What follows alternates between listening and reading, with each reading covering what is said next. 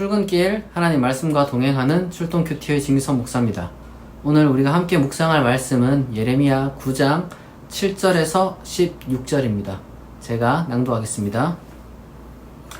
그러므로 만군의 여호와께서 이와 같이 말씀하시되 보라, 내가 내 딸 백성을 어떻게 처치할꼬 그들을 녹이고 연단하리라.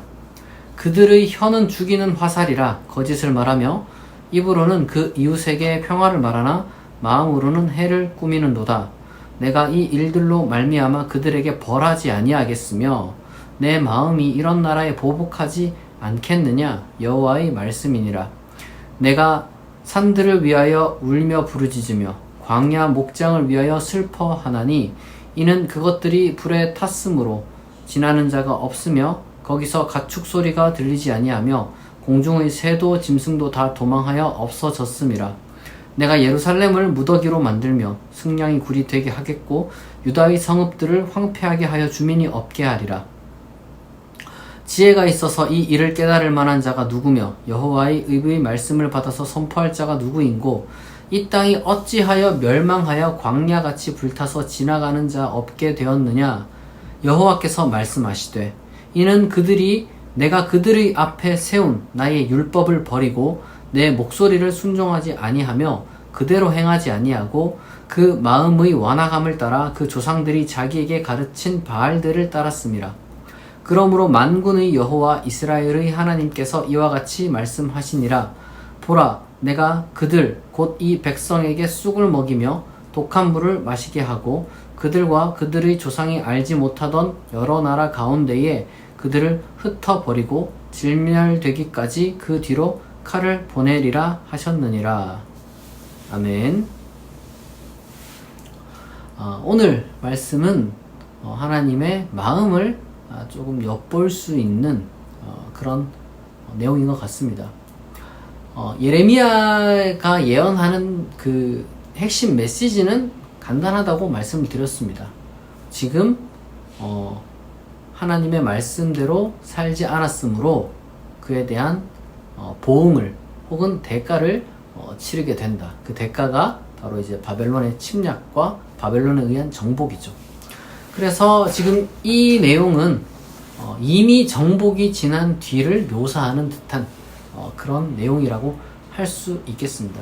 그런데 중요한 거는 이거예요. 하나님의 마음이 지금 어떻냐는 거죠. 하나님은 분노에 차서 징계를 내리시는 분이 아니라 제발 좀 제정신을 차리라는 마음으로 정말 가슴 아파하면서 징계를 내리신다는 거예요. 여러분, 이거는요 단순히 뭐랄까 어린애가 교육을 혹은 훈육을 받는 그 과정 중에 심각하게 뭐 매질을 해야 된다거나 뭐 체벌을 해야 된다거나 이런 이야기를 하는 게 전혀 아닙니다. 이거는요 정말 힘있고 권력 있는 다 큰 어떤 그 성숙한 그 힘을 가진 자들의 범죄를 지금 이야기를 하는 거예요. 그러니까 요즘 여러 가지 많은 말들이 나오지만 이거를 보면서 이 본문을 통해서 여러분들이 마치 그러니까 하나님이 자꾸 뭐 내 딸 뭐 시온 내 딸 뭐 그 다음에 또 나의 자녀 뭐 이런 식으로 표현하니까 내가 자녀를 교육할 때 아주 그냥 잡아야 되겠다 뭐 이런 식으로 여러분 생각할 수가 있습니다. 학교에서도 엄벌주의와 체벌이 뭐 부활해야 된다 뭐 이런 식으로 또 뭐 여러분들이 생각할 수도 있는데 그것과 이것은 연결되는 게 아니에요. 왜냐?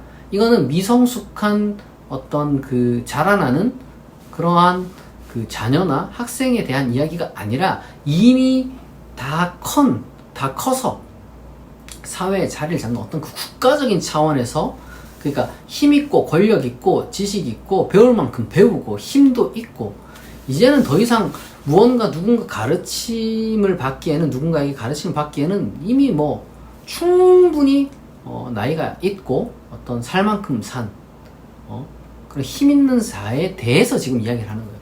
그런 자들이 지금 어마어마하게 이제 말하는 거라든지 뭐 속으로 생각하는 거라든지 아주 악하다는 거예요.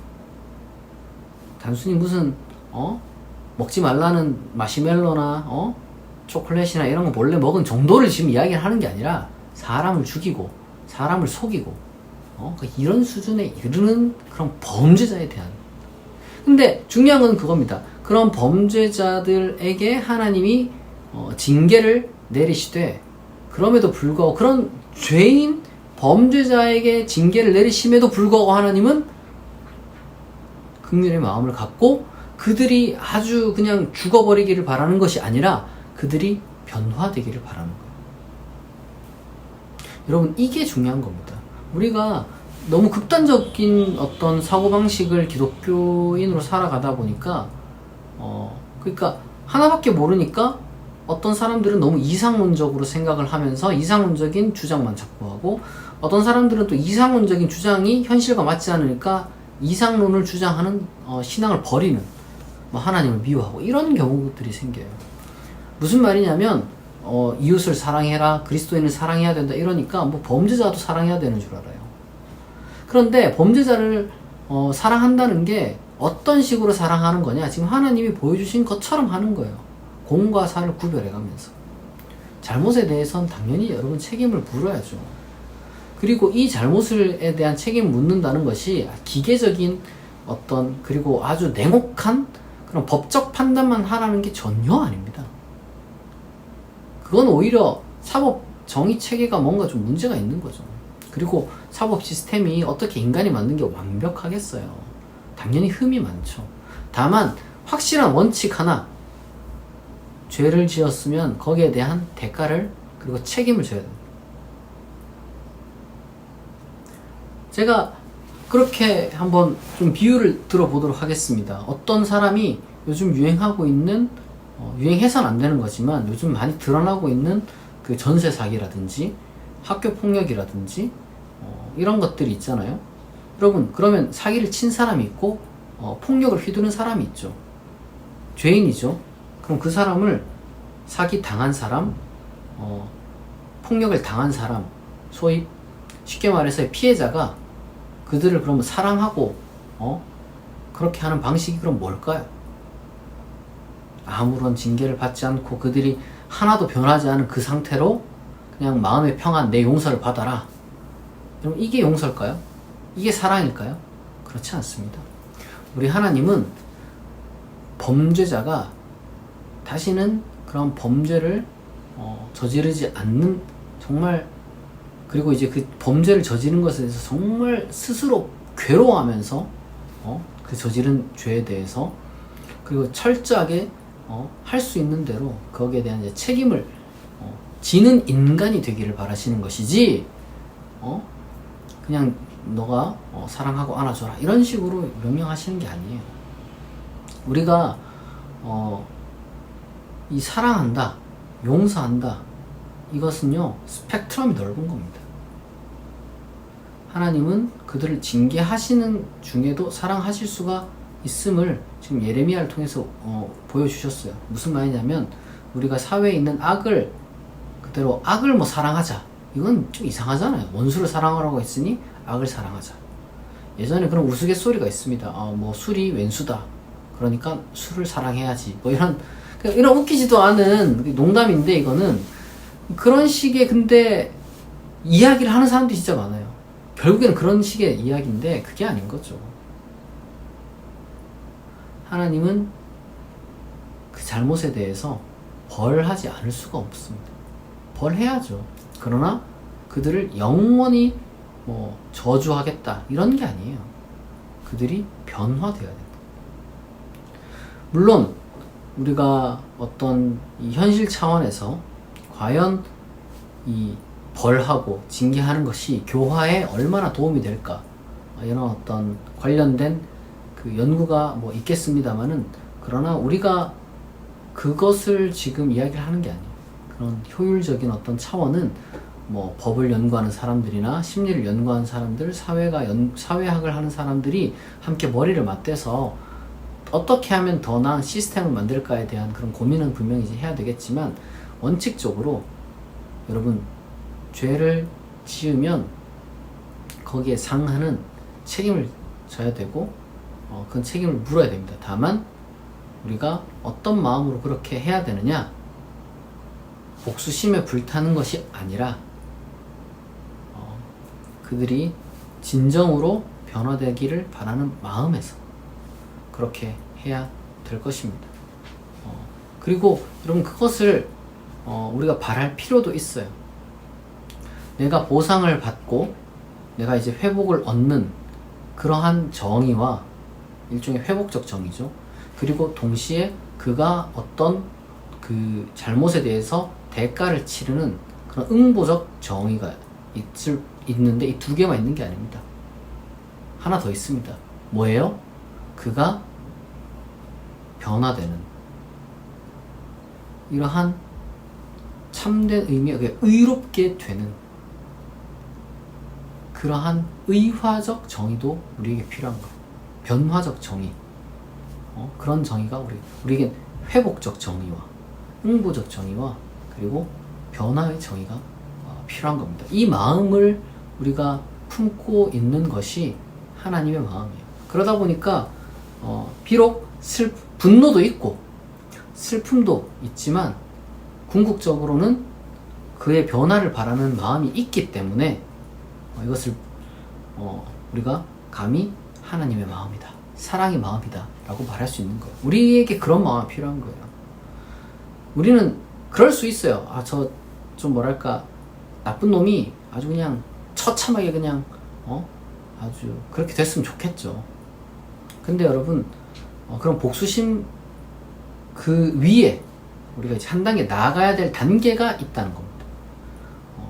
그게 뭐냐? 그가 변화해서 남은 어떤 삶들을 지금까지 살았던 저질렀던 삶들을 다 최소한 어떻게든 이제 책임지겠다는 마음으로 살아가게 되는 것. 그게 여러분 실질적으로 이 사회를 더 변화시키는 그런 길이겠죠.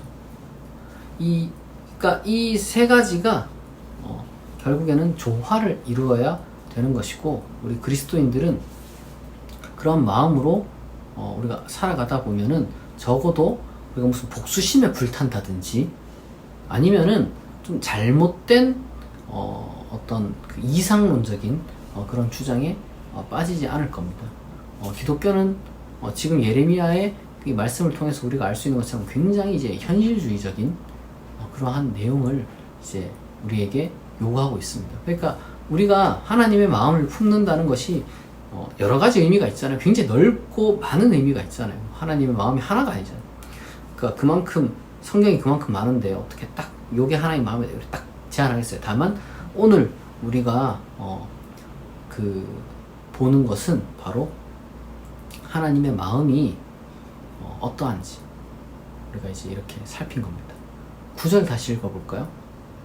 내가 이 일들로 말미암아 그들에게 벌하지 아니하겠으며 내 마음이 이런 나라에 보복하지 않겠느냐. 여호와의 말씀입니다. 슬퍼하면서 지금 하시는 말씀인 거죠. 이거는 복수심에 불타서 뭔가 다 때려 죽여버리겠다 이런 의미가 아니라 그들이 마땅히 책임을 져야 할 바가 있고 동시에 그들이 다시 돌이키기를 바라는 마음이 하나님에게 담겨져 있는 것입니다. 우리가 그 방법이 현실 한 개개인에게 어떻게 적용될지 한 사회에 어떻게 적용될지 우리가 잘 모르지만 그러한 또 마음을 갖고 우리가 살아가고 우리 전문성을 또 발휘한다면 조금 더 나은 세상이 우리 가운데 찾아올 거라 저는 믿습니다. 같이 기도하겠습니다. 하나님 아버지, 오늘 예레미야를 통하여서 하나님의 마음에 대해서 정의란 무엇인지 우리가 고민해 보았습니다. 우리가 정의를 이야기를 할 때 1차원적인 그런 사유를 벗어나서 정말 입체적인 사고방식을 갖고 무엇보다 하나님의 마음을 우리가 품고 세상을 바라보고 사람들을 바라보고 사회를 바라볼 수 있도록 우리를 붙들어 주시옵소서. 감사드리며 예수 그리스도의 이름으로 기도합니다. 아멘. 여러분, 오늘 하루도 하나님께서 주시는 힘과 능력으로 맡겨진 일 잘 감당하시기 바랍니다. 오늘 출동 큐티는 여기서 마치겠습니다. 내일 아침 6시에 다시 만나겠습니다.